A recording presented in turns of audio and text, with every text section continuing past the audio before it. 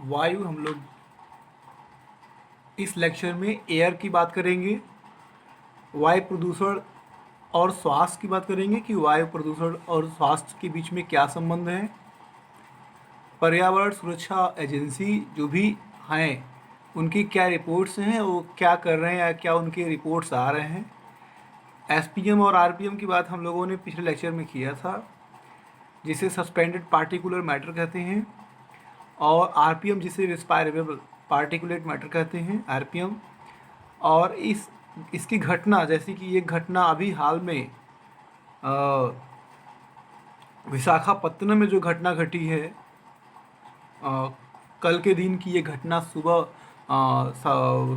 भोर की थी। ये जब लोग सोए हुए थे तो विशाखापत्तनम में एक प्लांट से गैस रिसाव हुआ। तो इस प्रकार की अगर घटनाएं होती हैं तो ये भी एक वायु पॉल्यूशन माना जाएगा, और वायु के माध्यम से जो गैसेस होती हैं, विषैली गैसेस होती हैं, वो गैसेस लोगों के शरीर के अंदर प्रवेश कर जाती हैं और शरीर को अचेत कर देती हैं। आँख कान में प्रॉब्लम हो जाता है, सांस लेने में प्रॉब्लम हो जाता है। तो कहीं ना कहीं ये हवा के माध्यम से ही वो विषैली गैस लोगों के अंदर पहुंचती है। और ऐसी कई सारी घटनाएं हुई हैं। भोपाल गैस त्रासदी जिसे हम लोग कहते हैं, 1984 में वो भी एक बहुत बड़ी घटना थी।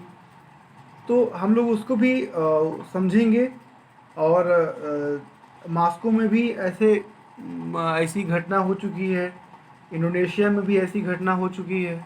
तो इस प्रकार की घटनाओं को हम लोग देखेंगे, और साथ में ही हम लोग ये भी देखेंगे कि जो हमारा वायु प्रदूषण है उसके लिए WHO का क्या मानक है, और जो शरीर के ऊपर जो आंशिक लेवल है उसके ऊपर क्या इफेक्ट पड़ता है, स्वास्थ्य पर क्या प्रभाव पड़ता है, कौन कौन से प्रदूषक होते हैं। और एक इंडोर IAP होता है जिसे इंडोर एयर पॉल्यूशन कहा जाता है, हम लोग उसको भी समझेंगे। तो हम लोग अपनी क्लास शुरू करने से पहले ये जो पिछले विगत एक दिन पहले जो घटना घटी है, हम लोग उस पर चर्चा कर लेते हैं कि जो हमारा अभी हाल में विशाखापत्तनम में जो घटना घटी उसकी क्या वो कैसे हुआ है, और क्या कौन सी उसमें गैस लीक हुई। टीवी चैनल के माध्यम से आप लोगों ने भी देखा होगा कि वो क्या। तो पहले हम लोग चर्चा करते हैं कि जो विशाखापत्तनम की जो घटना थी, जो बृहस्पतिवार को घटी, वो बेहद ही डरावनी और भयावह थी। बृहस्पतिवार को वो घटना घटी, और उसमें लगभग 250 लोगों की जो हालत है वो बेहद गंभीर है। 1000 लोगों से अधिक भी वहाँ पे हॉस्पिटलाइज हैं। लोगों को सांस लेने में तकलीफ़ हो रही है, लोगों को ऐसी आँखों में जलन हो रहा है, ऐसी परेशानियाँ हो रही हैं। तो ये एक वायु प्रदूषण का ही, बेशक ये गैस रिसाव हुआ है लेकिन इसको एयर पॉल्यूशन ही माना जाएगा, क्योंकि एयर के माध्यम से ये जो गैस है वो लोगों तक पहुंचा है। इसका मीडियम जो है वो एयर है। जिस माध्यम से प्रदूषण लोगों तक पहुंचता है उसी माध्यम के साथ हम उस प्रदूषण को जोड़ देते हैं। जैसे अगर पानी के साथ कोई केमिकल, पानी के साथ कोई प्रॉब्लम क्रिएट हो रहा है तो that's called water pollution. Air साथ हो रहा है तो एयर पोल्यूशन। अगर मिट्टी के साथ कोई पोल्यूशन हो रहा है या मिट्टी में कोई पोल्यूशन हो रहा है तो दैट्स कॉल्ड सॉइल पोल्यूशन। तो इस तरीके से हम लोग थोड़ा सा उसको चर्चा करते हैं। ये बेहद गंभीर विषय है।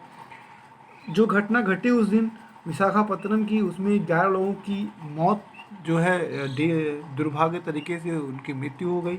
और ये बेहद भयावह स्थिति थी कि लोग जहाँ जो था वो वहीं पे उसके उसके शरीर में नियंत्रण नहीं रहा, अचेत अवस्था में जाने लगा। और सबसे जो दुख का खबर है कि वो एक बहुत ही आंध्र प्रदेश का सबसे अच्छा और आधुनिक शहर था, जिसमें एक LG इंडस्ट्रीज़ थी। LG इंडस्ट्रीज़ में जो है ये गैस लीक हुआ।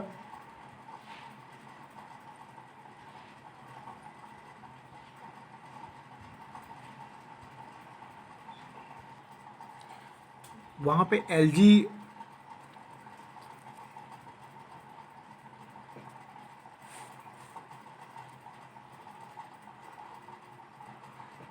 एलजी पॉलीमर नाम की एक इंडस्ट्री थी जहाँ से ये गैस स्टायरीन गैस लीक हुआ।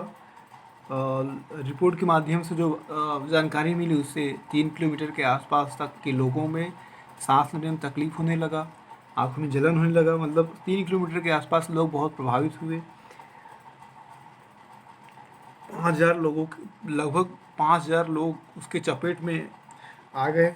और एलजी पॉलीमर जैसी इंडस्ट्रीज़ बहुत सी देश में हैं जहाँ पे ऐसी दुर्घटनाएं होने की संभावना है और जहाँ पे ऐसा हो सकता है। तो ये एक बहुत बड़ा अभी हाल फिलहाल में एयर पोल्यूशन पे हम लोग चर्चा कर रहे हैं, वायु प्रदूषण पे चर्चा हो रही है।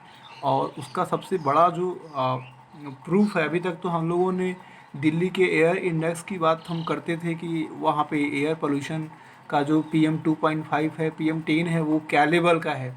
लेकिन यदि किसी गैस में यदि किसी हवा में किसी प्लांट का कोई जहरीला गैस अगर उसमें मिल जाए या कहीं से लीक हो जाए, जैसे कि भोपाल में भी हुआ। और कई सारे देश युद्ध के समय जब युद्ध की स्थिति चलती है तो बहुत सारे लोग, बहुत सारे देश की जो फौजें होती हैं वो अब दूसरे सेना के ऊपर कंट्रोल पाने के लिए, उनको आगे बढ़ने से रोकने के लिए ऐसे कई सारे हथियार अख्तियार करती है, हथियारों का प्रयोग करती है, जिससे इस प्रकार की समस्याएं उत्पन्न होती हैं कि जो अगर उस गैस में अगर कोई विषैलापन है या कोई ऐसी चीज़ है जिससे वहाँ के जो दूसरे विरोधी सैनिक होते हैं उनको सांस लेने में तकलीफ़ होती है, वो अपने आप को संभाल नहीं पाते हैं, तो वो युद्ध नहीं कर पाते हैं और उस तरीके से युद्ध पे जो इस प्रकार का हथियार अपनाने वाला देश होता है वो काबू पा जाता है।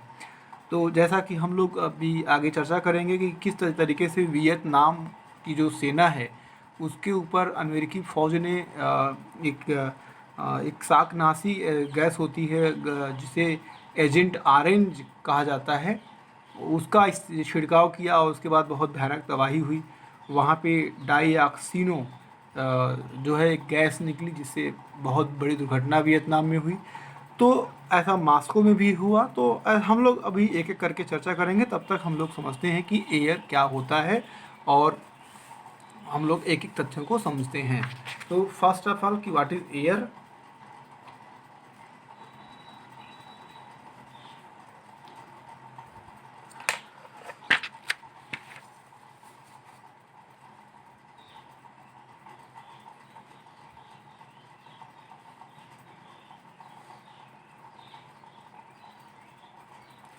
अगर हम लोग वायुमंडल की बात करें, यानी एक ऐसा संसाधन जिसका सभी जीव हमेशा इस्तेमाल करते हैं और जो उनकी सभी जीव प्रक्रियाओं से घनिष्ठ संबंधित भी है। हाल के कुछ वर्षों में जो परिवर्तन हुए हैं वो मानव जनित क्रियाकलापों के द्वारा हुए हैं और उसके नतीजे जो है हम सभी जानते हैं कि उसके नतीजे क्या हुए हैं। हम लोग अपने आसपास की जो वायु है, जो घर के बाहर है, घर के भीतर, दोनों वायु को सामान्यतः हम लोग इसी शब्द में व्यक्त करते हैं कि वो हवा है या वो वायु है। जैसे कुछ लोग ताज़ी हवा कहते हैं, साफ़ हवा कहते हैं, हल्की हवा कहते हैं, मीठी मीठी सुगंध वाली हवा कहते हैं, गंदी या बुरी हवा कहते हैं। इस प्रकार से जो हम लोग जानते हैं, या अस्वास्थ्यकर हवा कह सकते हैं, या जोखिम भरी, या जैसे कि संक्रामक हवा हो सकते हैं, गर्म हवा हो सकती है। ये सभी जो है ये विशेषता वायु के गुणों में होने वाले जो कुछ परिवर्तन हैं उससे वो प्रत्यक्ष रूप से संबंधित होती है। हम लोग उसके संयोजन के साथ, तापमान के साथ, अत्यधिक मात्रा में जो निलंबित कणिकाएँ होती हैं यानी सस्पेंडेड पार्टिकुलर मैटर होता है उनकी मौजूदगी के साथ उसकी पहचान करते हैं। और हम लोग अगर एक समझें, एक टॉपिक को अगर समझें तो उसमें ये समझने में हम लोगों को ज़्यादा आसानी होगी कि आखिर ये कैसे है। तो हम लोग एक न्यूज़पेपर की कटिंग लेते हैं। अगर हम लोग बाहरी वायु की बात करें तो बाहरी वायु में अ, अगर वायु की जो संघटना है, यानी जो वायु की जो गुणवत्ता होती है, उसको प्रभावित करने वाले कुछ कारण हो सकते हैं, जैसे वायु की संघटना, तापमान, और जो रोगजनक लोड होता है वो हो सकता है, शोर हो सकती है, ये उसको उस वायु को प्रभावित करते हैं। अब वायु की संघटना क्या होती है, हम लोग पहले उसको समझते हैं। जैसा कि हम सभी जानते हैं कि जो वायुमंडल है वो गैसों का एक मिश्रण होता है, उसी से बना होता है, और ये गैसें निश्चित अनुपात में मिली होती हैं। इन अनुपात में वायुमंडल जो जीवन है वो समर्थक होता है। सही प्रकार के जीवों ने अपने आसपास वायुमंडल के लिए अपने आप को उसी में ढाल लिया है, जिसमें वो रह रहे हैं। अब जब इसमें कोई गंभीर रद्दोबल होती है, यानी इसमें कोई गंभीर परिवर्तन होता है, तो वो विशेष रूप से किसी लंबे समय के लिए और जीवों पर विविध प्रकार का प्रभाव डालता है। यानी अगर उस हवा में कोई विशेष परिवर्तन होता है या उसमें कोई परिवर्तन होने के लिए दबाव डालता है, तो उसमें एक खास तौर से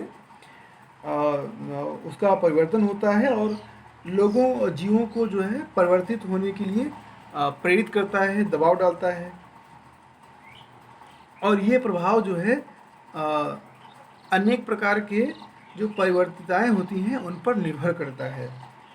अब हम अगर आगे बात करें तो इस प्रभाव का पौधों और जीवों पर बहुत स्पष्ट प्रभाव पड़ता है। जैसे कि कुछ चीज़ें हम लोग जानते हैं, जैसे कार्बन डाइऑक्साइड होता है, कार्बन मोनोऑक्साइड होता है, और गंधक सल्फर्स होते हैं या उसके विभिन्न ऑक्साइड होते हैं, कणिकाएँ पदार्थ होती हैं, ओजोन होता है, और विभिन्न नाइट्रोजन ऑक्साइड्स होते हैं, और साथ में कुछ विभिन्न प्रदूषक भी होते हैं जो इसमें जुड़े होते हैं। अगर हम लोग बात करें आगे, तो इन सबको हम लोगों ने पिछले लेक्चर में चर्चा किया था, हम लोग इसको और समझेंगे। उससे पहले समझते हैं कि जो हमारा ये जो हमारा स्वास्थ्य है उसके ऊपर क्या प्रभाव पड़ता है हवा का, हम लोग पहले उसको समझते हैं। अगर हम लोग बात करें तो जो भोपाल गैस त्रासदी हुई थी उसमें लगभग जो जिंदा बच गए थे, लगभग 1,20,000 के आसपास लोग, वो आज भी किसी न किसी समस्या से त्रस्त हैं। उनको आँखों में प्रॉब्लम हो सकती है, या उनकी आँखें ख़राब भी हो सकती हैं, फेफड़ों में, गुर्दों में उनके प्रॉब्लम हो सकता है, और उनकी पेशियाँ जो है उनको क्षति पहुँचा हो, जनरल समस्याएं होती हैं। ये बहुत सारी प्रकार की जो समस्याएं हैं वो आज भी उनके अंदर हैं। तो ये एक प्रकार का जो है ये स्वास्थ्य के ऊपर बुरा प्रभाव पड़ता है। तो हम लोग आज इसी मेन विषय पे फोकस करेंगे कि जो एयर पोल्यूशन है उसका स्वास्थ्य पर कैसे दुष्प्रभाव पड़ता है, और कैसे उससे जो है जीव, पौधे और कैसे प्रभावित होते हैं। अभी ये जो घटना कल की है, बृहस्पतिवार की घटना है, उससे हम लोग जान गए, या उसके पहले भी जो घटनाएं घटी हैं उससे ये तो स्पष्ट होता है कि जो वायु प्रदूषण है वो सांस के लिए एक बहुत बड़ा खतरा हो सकता है। और अगर हम लोग कल की घटना के साथ और घटनाओं का जिक्र करें तो उसमें संयुक्त राज्य अमेरिका यानी यूएसए की बात हो सकती है।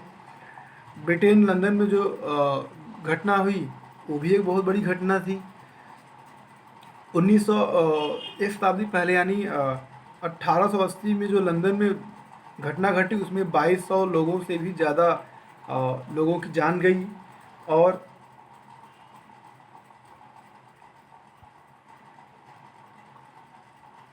1948 में अमेरिका में, यानी जिसे उसका एक शहर है पेंसिल्वेनिया, उसके छोटे से नगर डेनोरा में ऐसी घटना घटी जिसमें 50 लोग मर गए, हज़ारों बीमार हो गए। वहाँ जो इस्पात इंडस्ट्री थी वहाँ, और जिंक जो प्रगलन था, यानी कारखाना और जिंक प्रगलन था, उसमें जो है उससे जो निकलने वाला प्रदूषक था वो वायुमंडल में फैल गया और लोग उसके चपेट में आए। 1952 की बात की जाए तो उसमें 4000 लोग उसी समय मर गए जब सल्फ्यूरिक एसिड जो है वो वाष्प में कणिकाओं के माध्यम से सल्फर डाइऑक्साइड में तब्दील होकर पूरे शहर में तबाही मचाया।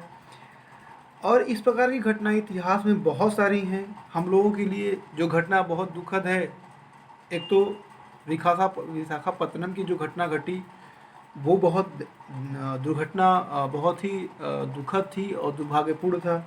उसके पहले 3 दिसंबर 1984 के जो भोपाल की गैस त्रासदी थी, जिसे हम लोग सब लोग बहुत अच्छे तरीके से जानते हैं, पढ़े भी हैं, वो घटना यूनियन कार्बाइड की घटना थी और जिसमें एक पीड़कनाशी सेविन के संश्लेषण में काम आने वाली एक अत्यधिक विषैली गैस आधी रात में जो है वो लीक हो गई और जो उसका भंडारण टैंक था उससे लीक हुआ, जिससे एक धुंध और बादल जैसा सब कुछ पूरे शहर में छा गया। लोग उसके चपेट में आए और लोग रात में सो रहे थे, रात का समय था और वो सो रहे थे, उसी समय उसकी चपेट में आने के कारण लगभग 10,000 लोग उसी दौरान मर गए, दम तोड़ दिए और 2 लाख से भी अधिक लोग गंभीर रूप से प्रभावित हुए।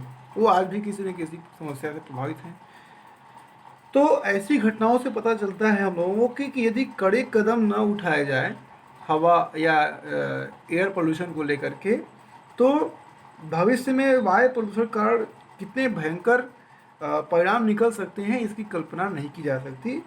और अगर विश्व बैंक की बात की जाए तो उसके अध्ययन से अगर पता चलता है कि वैश्विक स्तर पर जो स्वास्थ्य संबंधी खर्चे हैं उनमें सबसे बड़ा हिस्सा जो है वो बढ़ रहे, यानी जो हमारा वायु है उसके बढ़ते जाते और जल प्रदूषण के कारण हुआ है। यानी वैश्विक खर्च जो है उसकी जो वृद्धि है वो एयर पोल्यूशन और वाटर पोल्यूशन में जो खर्च हो रहा है उसके कारण हुआ है। और साथ ही लगभग 7 अरब डॉलर यानी 24,500 करोड़ रुपए से अधिक प्रतिवर्ष जो है इसमें वृद्धि हो रही है। अगर सीएससी की रिपोर्ट की बात करें तो जो इस प्रकार के विकारों से, यानी जो इस प्रकार वायु प्रदूषण संबंधित जो विकारों से पीड़ित रोगी होते हैं, जिनका जो चिकित्सा और उपचार अस्पतालों में भर्ती होना बहुत आवश्यक होता है, उनकी संख्या हर साल बढ़ रही है। और अभी जो वर्तमान की रिपोर्ट है उसमें संभवतः भारत के अंदर एयर पोल्यूशन से मरने वालों की या एयर पोल्यूशन से बीमार लोगों की संख्या सबसे अधिक है। हम उस पर चर्चा नहीं करेंगे। भारत के जो बड़े शहर हैं वहाँ पे ये समस्या बहुत ज़्यादा ख़राब है, यानी ये समस्या बहुत अधिक है। वहाँ की जो वायु की जो क्वालिटी है वो बहुत घटिया है और बहुत बेकार है। उसका जो मुख्य कारण है वो जनसंख्या है। जनसंख्या वृद्धि हो रही है वहाँ पे, औद्योगिकरण हो रहा है और जो मोटर गाड़ियाँ हैं उनकी जो संख्या लगातार बढ़ रही है, उसका इस्तेमाल बढ़ रहा है, वो भी एक मुख्य कारण है। बहुत सारे नियंत्रण करने के प्रभाव किए जा रहे हैं, उसके बावजूद जो है जो हमारा एयर लेवल है यानी एयर क्वालिटी इंडेक्स है वो बहुत खतरनाक लेवल तक पहुंच चुका है या पहुंच जाता है। ठंडी के दिनों में ख़ासतौर से ये बहुत अधिक हो जाता है। इसमें अगर बात की जाए तो सल्फ़र डाइऑक्साइड की मात्रा बहुत अधिक होती है, जिसमें निलंबित जो कणिकाएँ पदार्थ हैं यानी सस्पेंडेड पार्टिकुलर मैटर, और उसी के साथ जो ओजोन का लेवल है उसमें कमी होती है। नाइट्रोजन डाइऑक्साइड्स, कार्बन मोनोऑक्साइड, सीसा, ये सब उस शहर में बहुत अधिक मात्रा में हवा में पाए जाते हैं, यानी वहाँ से उत्पन्न होते हैं। और इनका डायरेक्ट या इनडायरेक्ट रूप से जो मनुष्य का स्वास्थ्य है उस पर पड़ता है और इनका संबंध जीवाश्म ईंधनों से भी है, यानी जीवाश्म ईंधन से प्रत्यक्ष तरीके से या अप्रत्यक्ष तरीके से ये निकलते हैं और मनुष्य को अपनी चपेट में ले लेते हैं। ये बहुत ही जो है ये बहुत ही चिंता का विषय है। हमने पिछले लेक्चर में बहुत सारी चर्चाएं की हैं वायु प्रदूषण से संबंधित, उसमें जो सस्पेंडेड पार्टिकुलर मैटर है उससे संबंधित, और भी बहुत सारे कारण हो सकते हैं उससे संबंधित।